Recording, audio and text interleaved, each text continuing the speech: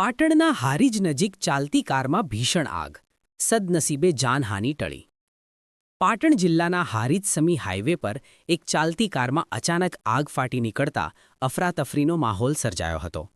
Short સર્કિટના કારણે લાગેલી આ આગમાં ગણતરીની મિનિટોમાં જ કાર બળીને ખાખ થઈ ગઈ હતી, પરંતુ કારમાં સવાર લોકોની સતર્કતાને કારણે મોટી હોનારત ટળી હતી. મળતી માહિતી મુજબ સમી ગામના મિત્રો પોતાની કારમાં મહેસાણાથી પરત ઘરે આવી રહ્યા હતા. હારીજથી આશરે 5 કિલોમીટર દૂર પહોંચતા જ ચાલતી કારમાં અચાનક વાયરિંગમાં શોર્ટ સર્કિટ થયું હતું અને જોતજોતામાં ધુમાડા સાથે આગની જ્વાળાઓ નીકળવા લાગી હતી. કારમાં આગ લાગતા જ ડ્રાઈવર અને અન્ય સવારોએ સમય સૂચકતા દાખવી તુરંત કાર ઊભી રાખી દીધી હતી અને સુરક્ષિત રીતે બહાર નીકળી ગયા હતા. મુસાફરોની સતર્કતાને કારણે આ ગંભીર ઘટનામાં કોઈપણ પ્રકારની જાનહાનિ થઈ નથી, જે એક મોટા આશ્વાસનની વાત છે.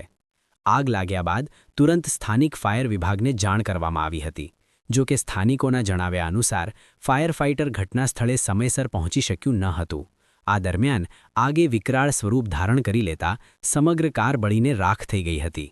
હાઈવે પર બનેલી આ ઘટનાને પગલે થોડો સમય ટ્રાફિક જામના દ્રશ્યો પણ સર્જાયા હતા.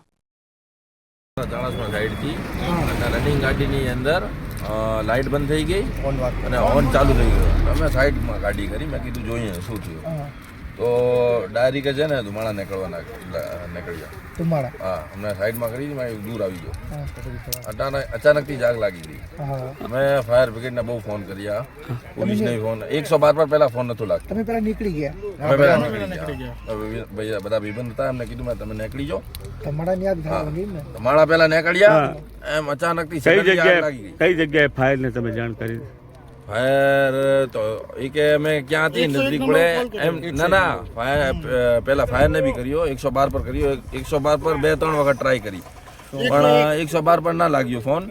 તો પછી અમે ફાયરને જાણ કરી. તો એ કહે કે હારીજ નજીક પડશે કે ચાણસમાં નજીક પડશે. તો અમે કીધું હારીજ નજીક પડશે, કે અમે આવીએ છીએ પાટણથી એમ કીધું. પણ બહુ વાર થઈ ગયા તો આખી ગાડી સળગી ગઈ. તમે જોઈ લો આખી ગાડીની હાલત.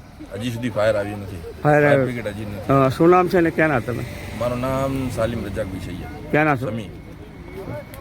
શું ગાડી નંબર શું હતો આપનો? 3370.